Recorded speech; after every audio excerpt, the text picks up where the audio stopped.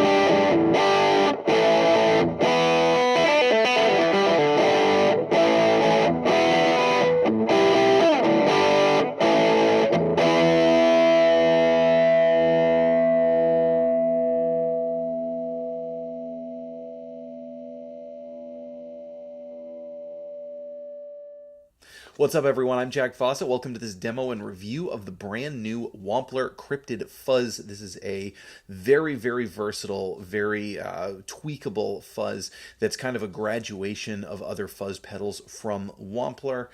Yes, I do like to think of myself as quite the linguist as well. It's a cool idea to use the whole mythical creature theme regarding a fuzz that is very much its own thing, but can also do a lot of different things. I think one of the cool things about this one is how many different ways you can dial it in, and yet you can still make it sound like its own thing. So obviously, straight up, you've got your basic fuzz controls. The character control, which you heard a little bit there, is basically like a bias control, and what that's going to do is bring in that sort of splattery, spitting kind of fuzz sound, almost like a dying battery the more you turn it up, which a lot of players are really into that, so I think that's a cool feature to have. And at lower settings, one of the things that it does pretty notably is it adds a lot of edge to your tone. This fuzz has a lot of gain. This is a this is a powerful, very gainy fuzz pedal with a nice range. Certainly you can dial it back, but with this much gain on tap, when you really drive it, one of the things that happens is that the tone can get a little bit on the rounder, squishier side, and so having that character knob definitely allows you to dial in a little bit more edge if you want a bit of edge on your tone for some definition and things. So that's really cool. But what really sets this apart are the two various switches. Now, the switch on the bottom, tight, that one is your bass response switch, and the one on the top, chime, is your treble response switch, essentially.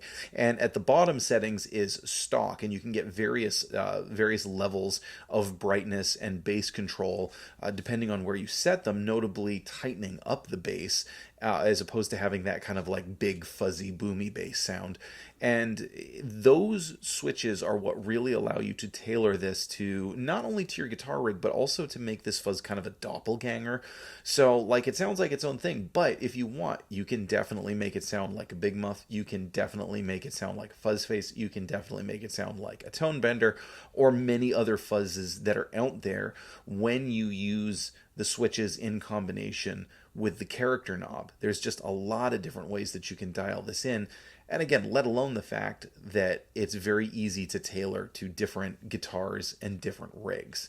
And hopefully you just heard at the beginning there in the long jam with the SG and kind of going through a bunch of the different settings that there's really a lot that this can do, including two things that people look for in fuzz. One, it cleans up really nice. Now, today I'm plugging this Gibson SG into a Marshall JVM, and that is loaded with some Mojotone Neo speakers, which I'm really excited about because now I can lift this amplifier without breaking my back.